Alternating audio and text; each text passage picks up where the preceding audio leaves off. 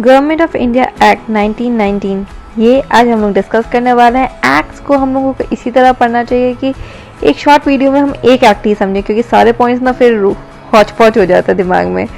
इसीलिए government of India act, अगर इस एक्ट की हम लोग बात करें इन पर्टिकुलर, तो ये जो एक्ट है ये इनैक्ट हुआ था 1919 में और ये फोर्स में आया था 1921 में। तो इस एक्ट को अगर हम कहें तो ये मोंटागू चेम्सफोर्ड रिफॉर्म्स भी हम इनको कहते हैं। तो मोंटागू जो थे वो सेक्रेटरी थे, secretary of state for India, और जो चेम्सफोर्ड थे वो वाइसरॉय थे। तो चेम्सफोर्ड याद रखिएगा, वाइसरॉय एक याद रखिएगा, दूसरा अपने आप याद आ जाएगा। Montagu Chelmsford reforms. अगर फीचर्स देखा जाए इन एक्ट्स के तो बहुत इजी है। सबसे पहले तो ये है कि इसने रिलैक्स कर दिया था कुछ सेंट्रल कंट्रोल को, जैसे प्रोविंसेस पे होता था, क्योंकि यहाँ पे डिमार्केट कर दिया गया था, सेपरेट कर दिया गया था सेंट्रल और प्रोविंशियल सब्जेक्ट्स को। तो जो स्टेट, जैसे प्रोविंस मतलब कि स्टेट समझ लो अगर लेमैन लैंग्वेज में, तो सेंट्रल और प्रोविंसेस के जो सब्जेक्ट्स थे उनको अलग कर दिया गया था। तो थोड़ा सा प्रोविंसेस को एक तरह से ऑटोनॉमी यहाँ पे हमें देखने को मिलती है। तो सेंट्रल और प्रोविंशियल लेजिस्लेचर्स जो थी वो ऑथोराइज की थी कि वो लॉस बना सकती हैं अपने रिस्पेक्टिव सब्जेक्ट्स पे। हाउएवर जो स्ट्रक्चर था गवर्नमेंट का वो अभी भी सेंट्रलाइज्ड ही था और यूनिटरी था। ऐसा नहीं था कि कुछ डिसेंट्रलाइजेशन, बस सब्जेक्ट्स अलग कर दिया गया था, बट ओवरऑल कंट्रोल अगर देखा जाए तो वो अभी भी सेंट्रलाइज्ड ही था। यहाँ पे फर्दर डिवाइड कर दिया जाता है प्रोविंशियल सब्जेक्ट्स को दो पार्ट्स में, और ये क्या था, ट्रांसफर्ड और रिजर्व, मतलब प्रोविंशियल सब्जेक्ट्स को भी दो पार्ट्स में किया गया था। ये मेन है, इसी को ही हम डायरार्की भी कहते हैं। तो अगेन ट्रांसफर्ड और रिजर्व्ड पे। तो जो ट्रांसफर सब्जेक्ट्स थे वो एडमिनिस्टर कौन कर रहा था, तो वो गवर्नर कर रहा था विद द एड, यानी यहाँ पे मिनिस्टर्स को, यानी एक रिस्पॉन्सिबल जो मिनिस्टर्स होंगे वो किसको होंगे, लेजिस्लेटिव काउंसिल को। तो यहाँ पे ये जो सब्जेक्ट्स है जो ट्रांसफर लिस्ट के अंदर थे, तो वो एडमिनिस्टर्ड होने थे by the governor with the aid of the ministers responsible to the legislative council. और जो रिजर्व सब्जेक्ट्स थे, यानी रिजर्व इंपॉर्टेंट वर्ड ही लग रहा है, तो ये जो थे ये एडमिनिस्टर्ड होने थे by the governor and his executive council. तो यहाँ पे मिनिस्टर्स को रिस्पॉन्सिबल या लेजिस्लेटिव काउंसिल को रिस्पॉन्सिबल ना होते हुए बल्कि गवर्नर करेगा, अपनी एग्जीक्यूटिव वो जो 4-5 लोग हैं उनके हिसाब से करेगा, without being responsible to the legislative council, क्योंकि वो गवर्नर यहाँ पे अपने सोल रखना चाह रहा था एक तरह से। तो रिजर्व यानी इंपॉर्टेंट सब्जेक्ट्स आएंगे, ऑब्वियसली जो प्रोविंसेस में भी जो इंपॉर्टेंट सब्जेक्ट्स थे जिसमें ब्रिटिशर्स को इंटरेस्ट था वो रिजर्व लिस्ट में आ गया था। जैसे कि एग्जांपल के तौर पर अगर हम ले लें तो द आइडिया फाइनेंसेस, तो इस तरीके से जो इम्पोर्टेंट हो गया, जो मतलब जिससे उनको बेनिफिट है, और वहीं पे जो रिस्पॉन्सिबिलिटीज है, एडुकेशन, ये सब जो हो गया वो दे दिया था उन्होंने ट्रांसफर्ड में। तो ये हो गया, इसी को हम कहते हैं डुअल स्कीम ऑफ गवर्नेंस, जिसको हम डायरार्की कहते हैं, जो कि आया किस एक्ट से, तो 1919 मोंटागू चेम्सफोर्ड रिफॉर्म्स।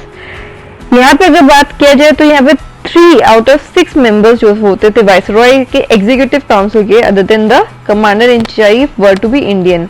तो यहाँ पे 3 यानी नंबर याद रख लीजिए, 6 में से 3 जो मेंबर्स थे वो जो हैं वो इंडियंस होने थे।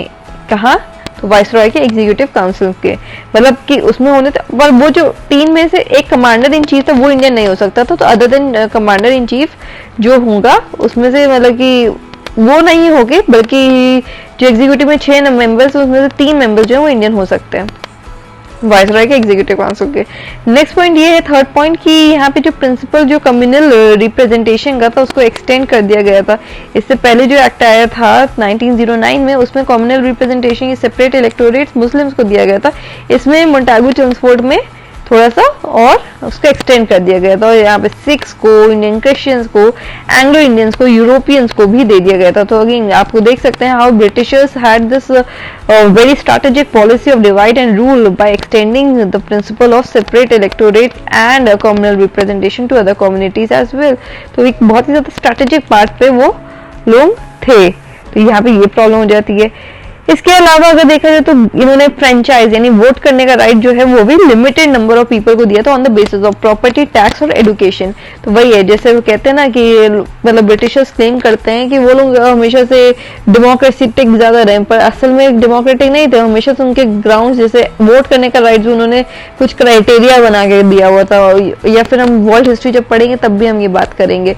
तो यहाँ भी ये प्रॉब्लम हमको दिखती है। वहीं पे जब इंडिया का कॉन्स्टिट्यूशन बना तो हमने शुरू से ही adult franchise, universal adult franchise का आइडिया अपने कॉन्स्टिट्यूशन में रखा है। तो यहाँ पे डेमोक्रेटिक इथॉस जो है वो इंडिया में ज्यादा दिखती है, इंडियंस में। तो दैट इज देयर, क्योंकि हमारे अगर ऋग वेदास में भी देखा जाए तो वैदिक असेंबलीज होती थी, वहां पे भी again the idea of democracy was something that was there. इसके अलावा देखा जाए तो नेक्स्ट पॉइंट ये है कि एक नया ऑफिस बना दिया गया था, high commissioner for India in London, and उसको ट्रांसफर कर दिया गया था कुछ कुछ फंक्शंस जो कि मतलब सेक्रेटरी ऑफ स्टेट करता था, उसके कुछ फंक्शंस हाई कमिश्नर को दे दिया गया था। तो again for high commissioner for India in London, ताकि एक तरह से उनको कम्युनिकेशन रहे, क्या हो रहा है भैया लंदन वालों को भी पता रहे। इसके अलावा ये पब्लिक सर्विस कमीशन की बात की, तो पब्लिक सर्विस कमीशन जैसे हमारा नहीं पब्लिक सर्विस यूपीएससी, तो वैसे एक पब्लिक सर्विस कमीशन हो गया था, इसलिए एक central public service commission setup कर दिया गया था 1926 में for the recruitment of the civil servants. इसका बेस कहाँ बनता है, तो बेस बनता है 1919 एक्ट में, पब्लिक सर्विस कमीशन। इसके अलावा एक इंपॉर्टेंट पॉइंट ये है कि यहाँ पे सेपरेट कर दिया गया था for the first time provincial budgets को सेंट्रल बजट से, और ऑथोराइज कर दिया था प्रोविंशियल लेजिस्लेचर्स को कि वो अपना बजट बना सकती है, इसीलिए यहाँ पे कहा जाता है तो प्रोविंशियल ऑटोनॉमी दिया गया था, तो बजट का भी राइट उनको दिया गया था कि प्रोविंसेस अपना, मतलब एक तरह से सब्जेक्ट्स में भी थोड़ा सा, लिस्टिंग में भी उनको थोड़ा सा फ्रीडम दिया गया और सब्जेक्ट्स में भी दिया गया था।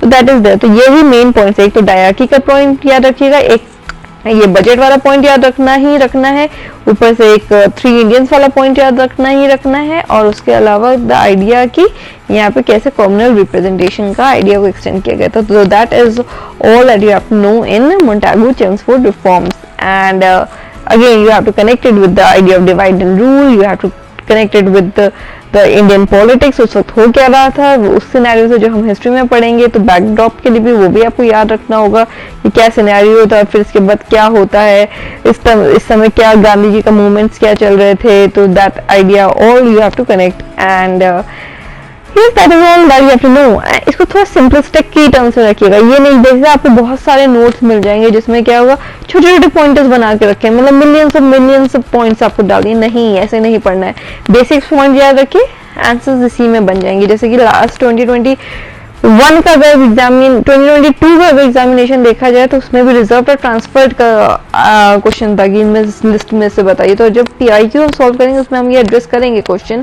पर वैसे भी अगर आप देखा जाए तो आइडिया ये लग जाता है कि रिजर्व मतलब इंपॉर्टेंट सब्जेक्ट जो कि किसके पास था, गवर्नर के पास था, ठीक है। तो दैट इज देयर। तो it is all that if you listen to this video 1 or 2 times you will remember these points, और एक दिन में एक एक्ट से ज्यादा पढ़ने की जरूरत नहीं है। So yes, that is there. Please like, share and subscribe Sankat Mochem for general awareness.